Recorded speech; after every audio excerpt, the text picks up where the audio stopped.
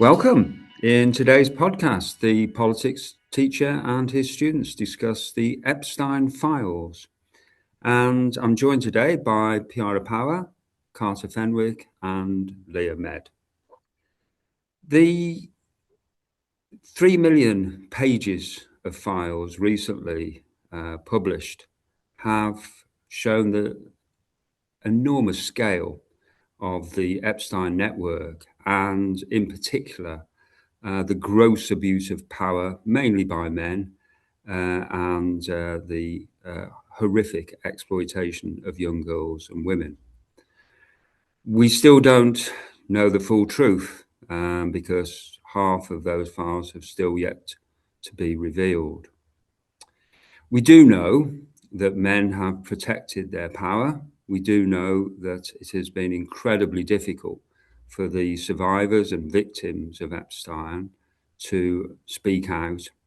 And we do know that justice has most certainly not been done so far. So, just really starting our discussion today, the files reveal an enormous amount of information about the Epstein network, but just really thinking about what in particular do they tell us about the exploitation of young girls and women. Well, I think what we see in the Epstein files is just how elite social circles have protected each other in wrongdoing towards women. Um, I think it shows that to a lot of them, women are second class citizens, they're not as valued, they're not as important, they don't have as much rights. But I think more importantly, it just shows that under the system we live under, the richest can get away with abusing women as much as they want. And as long as they keep it within their circles, for the most part, it's gone on okay. I mean, we found out about the Epstein files. We don't know if there's other places like Epstein's Island. I mean, I imagine a lot of people would argue that Mar-a-Lago isn't probably the best place to go as a woman. Um, I think here's the thing. I think it was very shocking to every man that I've spoken to about it has been like, that's disgusting. I can't believe that ever happened. But I feel like every woman I've spoken to about it has been like, yeah, that's probably happened. Like, it's not really shocking. It should be shocking, but it's just, it's just like a smaller version of our whole society as a whole. It's just a lot more extreme with the Epstein files. Yeah. I mean, you talk about the male perspective, Carter. I wonder, you know, your reaction to it when it all came out. How how did you react initially to it? Uh, well, I'm not really that surprised, I'll be honest. The rich and powerful pedophiles have decided to be rich and powerful abusive pedophiles, really. That I don't know. It's absurd that it keeps happening. Like the rich people have nothing else better to do with their time and money, I guess. And Piara, your thoughts on it?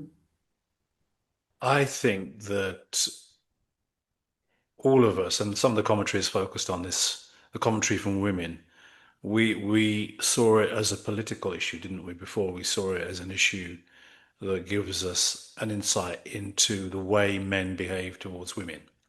And actually, I don't think this is a rich man thing alone. The rich have more resources. They can fly young women around. They can protect themselves from intrusion of the law. They can bring celebrities into the mix. But a lot of men, if they're faced with a situation where this is normalized, would go along with it. That's a sad fact. Too many. We see that at a different level. We see it with those working class men who have been grooming young women in British town centres over the years. If you are allowed to get away with it, you think you can get away with it. Too many men just go along and think that it's their right to abuse women in that way. And I think we've seen that to the nth degree with the Epstein files. You see how they use private jets, international connections, this island of his, resorts, Mar-a-Lago and other resorts, and how they network and gather. And it's been pretty awful seeing everyone, people who you had a modicum of respect for, like Bill Gates. You know, he's one of the good guys of tech. He was involved quite clearly.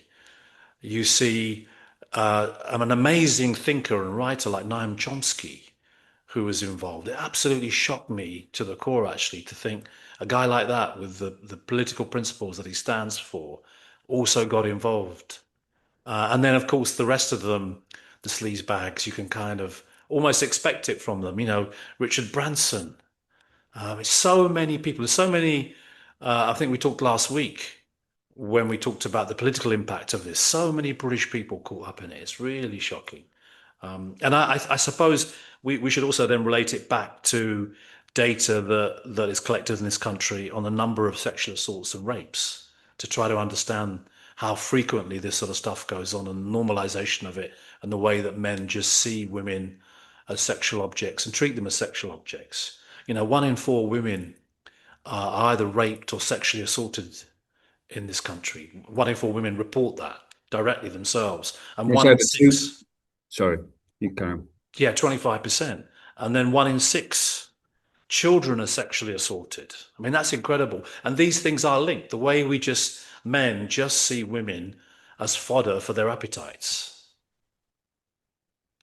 Yeah, and the difficulties of securing a conviction. You know, I ran this past senior prosecutor for the CPS, and he said it is incredibly difficult to get that conviction because of the way in which the evidence is collated, and having to have a case that is going to be strong enough to prove. But it is shocking that it's something like 3% of the initial report that actually results in a conviction. So for many women, it just seems a near impossibility to But get one of justice.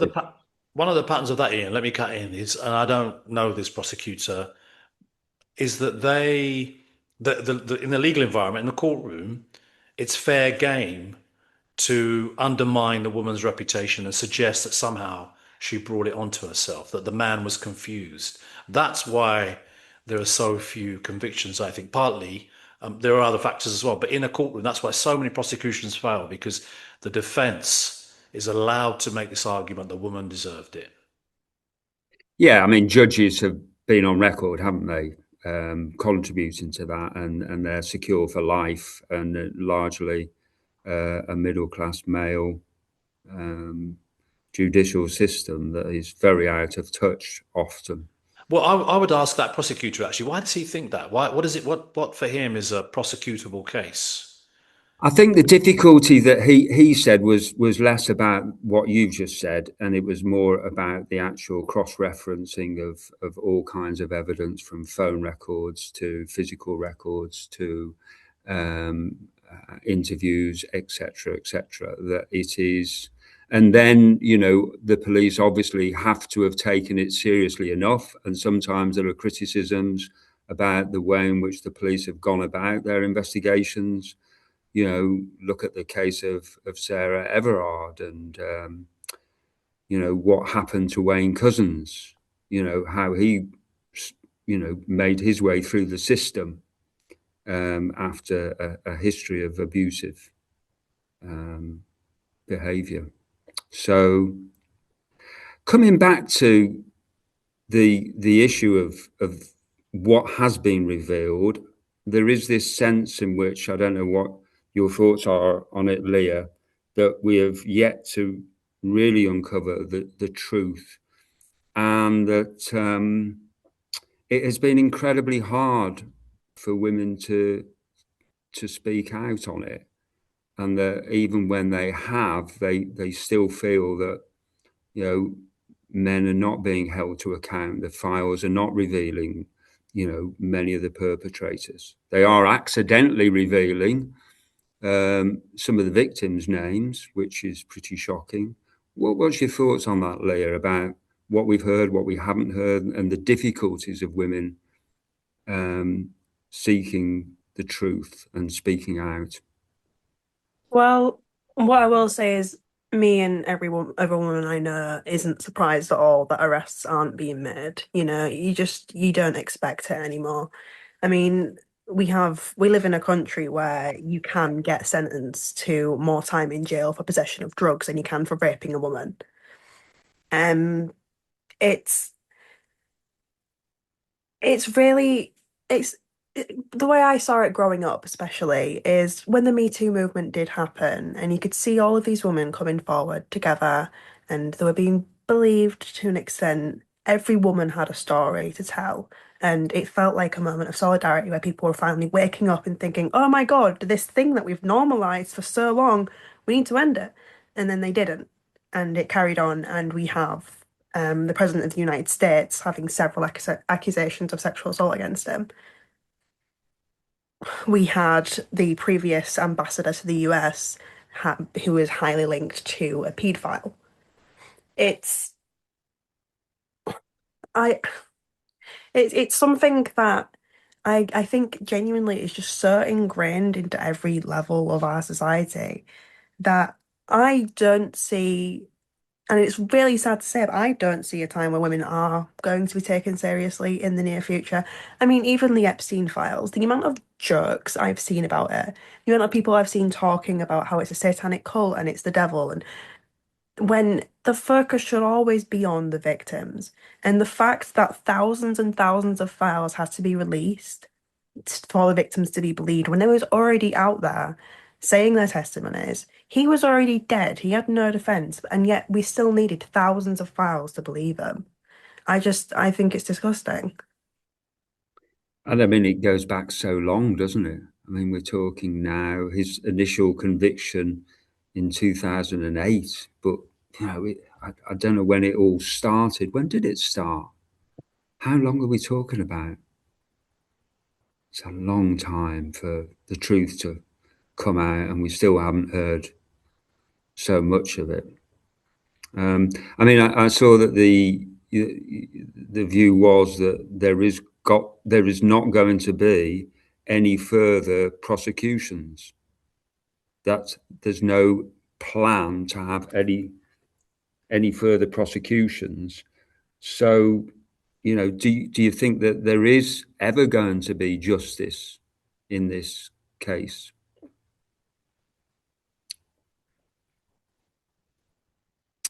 I wonder what your thoughts are on that, Piara. Do you feel that there is still scope to see criminal action and the abusers and the exploiters being properly held to account, or do you think that it's not going to happen? That the concern is that all of this comes out and no justice is achieved after so long. Justice is always a difficult thing to achieve, always. I don't think that we can, particularly on some crimes like sex crimes, ever expect justice now. That's the position we're in, isn't it? We just haven't got a criminal justice system here or in the US which is orientated towards getting justice for the victims of the sort of things that we've seen in the Epstein files. In the end, I think most people think the ringleader is dead. There are questions to be asked of living people. Many of them are putting out statements and denials and saying they were associated with him, but they didn't do anything.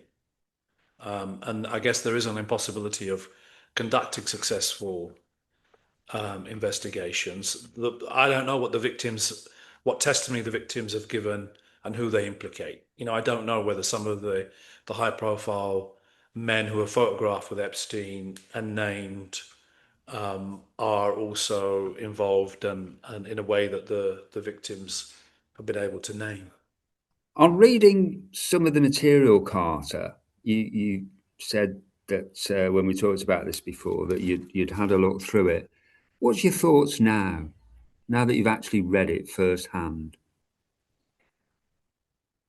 Well, after reading it firsthand, it's certainly shocking what I thought the sort of rhetoric that they use to describe these women that they have on the island. That they were talked about like they were nothing really, sort of goy cattle, sort of just subhuman possession, and the fact that in any form that these sort of people can exist and they can develop this mindset through I don't even know how they've done it. I don't know how they've developed this sort of mindset, but I think the fact this can happen in a capacity means we certainly need to look broader if there are any sort of factors we can pick out and analyze to see if we can change those to make society better. I mean, And yeah, to go on with what you just said, Kat, I was reading through the files and I saw some emails between Epstein and I can't remember who now. Maybe it was censored. But it was them making sure it was like one of them going, please make sure there's no N words on the island, and then Jeffrey is like, oh yeah, no, I'd never have any of that because, it just kind of shows how even in the elite society, women are still layered and it's still an intersectional issue how we are abused because racism is still a massive player and you're still not the right type of woman, even for a group of evil paedophiles. But yeah, what was you going to say, Ian? well, I'll tell you what I was going to say, which was that there's been a big shift in schools recently. Now, what will come of it, we'll have to see, but there is an expectation now that as part of the curriculum and their personal education, that there is a focus on misogyny. There's a recognition that there is a real issue that runs quite deep into our culture, and that schools now have a responsibility and Ofsted have the duty to check that they are taking this seriously, because what has gone on before has not been adequate. That boys need to be challenged for how they treat women, how they talk about women and girls, and especially so with what we talked about before, the very dangerous impact of some of these voices on the social media that are saying some pretty dreadful things and gathering a big following. Isn't this a case of chucking a problem at the schools and making sure, or asking the schools to deal with it? I mean, what about the I wider stuff that we know is going on and is being avoided, like regulation of social media? Yeah, I think I get that, and I mean I've been in it for 43 years, so I've seen so many of these things come and go. I hope this time it isn't a latest fad, that it is a genuine attempt to do something, and that done well, if schools take it seriously and the profession takes it seriously, I think it can be part of a much wider attempt to challenge some of these attitudes that are not confined to Epstein's network. That was a point that you and Leah made very strongly. These are What the have you been given well. more resources then at schools? What's happening? What's different? I mean, isn't it just going to be down to the teacher and whether they've got an ear for this and a talent to try to challenge this and present it? I imagine most kids will just be laughing, won't they? Yeah. No, I don't think so. I don't think so. We have every day. We have an on the day, and many schools have what is being talked about in the news, and that has included the Epstein files and the implications of it, what that tells us about the treatment of women, about the abuse of women. So no, I haven't heard anybody laughing about it. I've talked to sixth formers about it today. They have said that that's all that they've been talking about at home, and that they're disgusted and appalled by it. So people are talking about it, not in any way other than they're just they're frankly appalled by what it has revealed and the need to do something about it. We all, I think, recognise that that's a tall order, but I love your beautiful optimism, Ian. I Well done. think You well, keep it's going better depends with to that. be on it's better to be Yeah, I think it optimistic. depends on what type of age group you're trying to teach this stuff to, Sure. because I I knew people in like I say you try to teach this to like year eights through tens. I knew people in those years who would look at some of the things that you can see in the Epstein files and they'd be cackling at the absurdity of it. Like, what do you mean Jeffrey Epstein played Fortnite? Like, that's the sort of thing they'd be laughing about. Well, hopefully, then in the hands of good professionals, they're challenging that because it may well be that they're cackling about that privately, and that as a society and education plays a part in that, that we need to start challenging these things. Here's the Yeah, thing though, it does. we can ask schools to do as much as they can. But when I was in secondary and I did PHSE, we did do some lessons on misogyny. No one really listened, no one took it seriously. I didn't expect anyone to. But also, they're gonna go to school, have maybe one lesson a week on it, if that, and that is a stretch because it covers a whole different load of things. Then they're gonna go home, and then they have the Manosphere. They have Andrew Tate. Andrew Tate has over 11 billion views. It's easy enough to say, oh, it's going to be better because they're going to learn about it in school.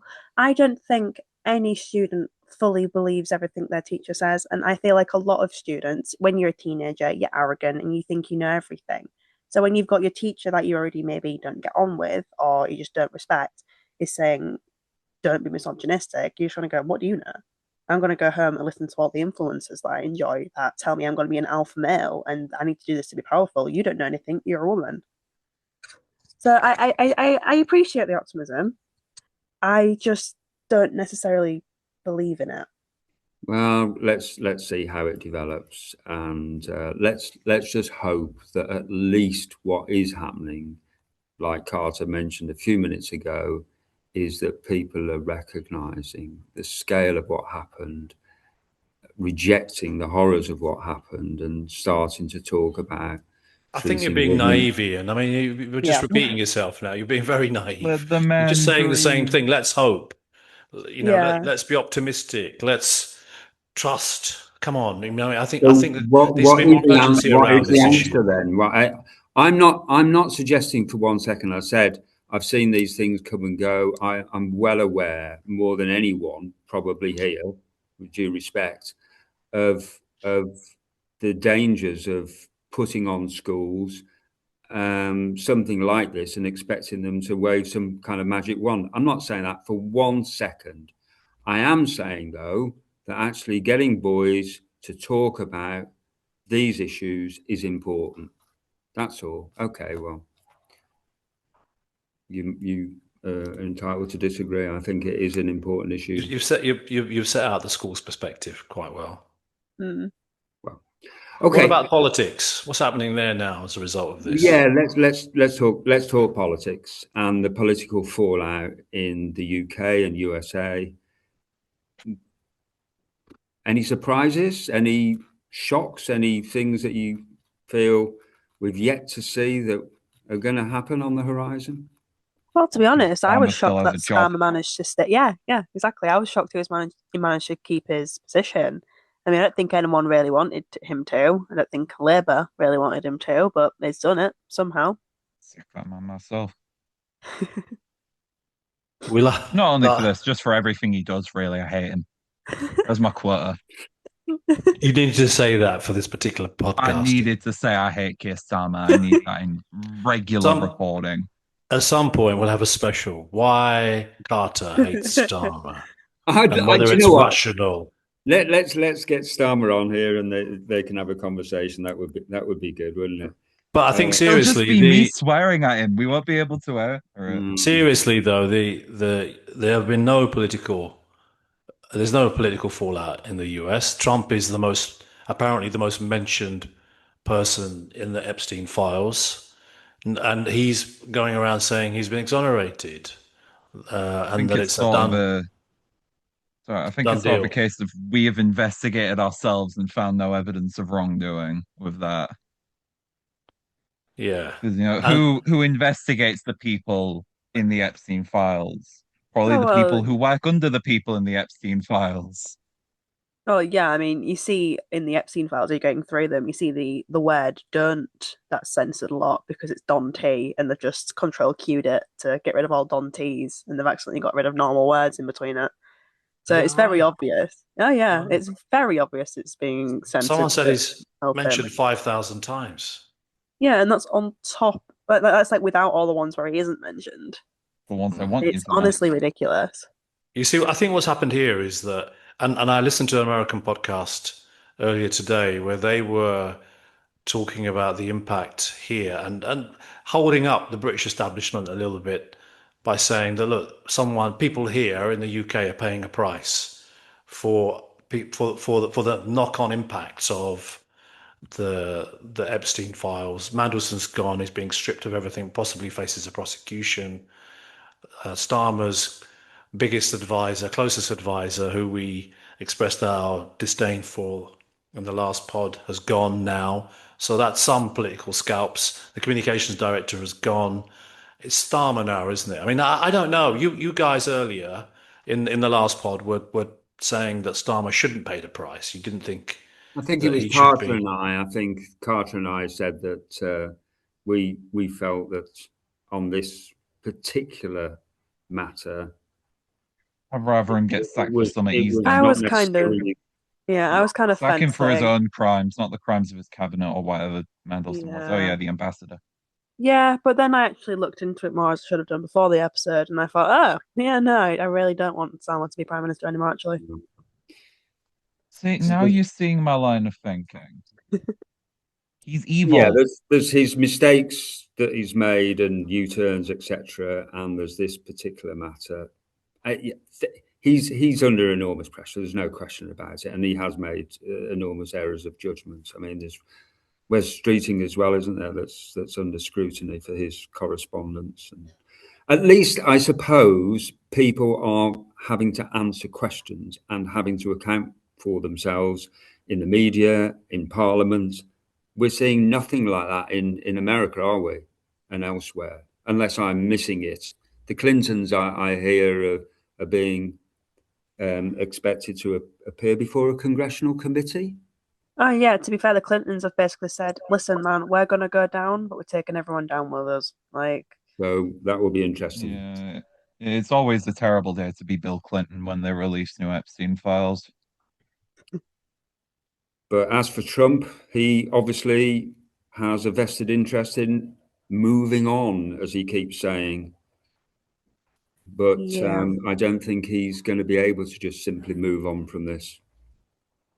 Oh, I think he will. I think he'll just keep going and going and going until he's on his 10th term. He's part robot and he's still reigning over America. Oh, I bless him. I think that that will not. I do genuinely believe that things will catch up with him, but we'll have to Ian, see. you're the only person in any political environment I've seen recently who thinks that Trump will pay the price for his involvement with Epstein. I didn't say that. I said that things will catch up with him. The No, range that's of the last thing you said. Before that, you said you thought that the Epstein files would do for him. I didn't say the Epstein file. We'll have to play it back. I don't think I said the Epstein files would do for him. I said that things will catch up with him. I mean, his financial affairs, his connections. Then obviously the revelations here that may well be expanded on in the future. Maybe after he's finished his second term. I don't know. We'll have to see. We'll be in some exotic place perhaps by then, and people will look back and say, maybe Ian was wrong, maybe Ian was right. Who knows? Do we have a Fredo moment of the week? Anyone? Yeah, actually, I feel like I was shortchanged this week because as the Labour ministers for Wales and for Scotland asked Starmer to resign, I messaged my friends and I went, "Oh my goodness, I think we're going to have a different Prime Minister. I'm going to cross my fingers and hope it's Angela Rayner, purely because I'd love to see a Northern woman in power, our first Labour female MP, PM even." And then he said he's not leaving ever, so that's fine. It's That really was quite a big thing to be shortchanged on. Yeah, I've still got the grim quite a aunt. big expectation you had. Yeah, I mean, was it silly? Maybe, but it would have That's no been really change. good if I was right. That's not short change. That's no change. I know. That's I've been daylight robbed. robbery in your book, isn't it? Okay. Well, on that note, thank you, everyone. We have been the politics teacher and his students talking about the Epstein files, the impact on women, and at the end, the wider political implications. Looking forward to the next podcast.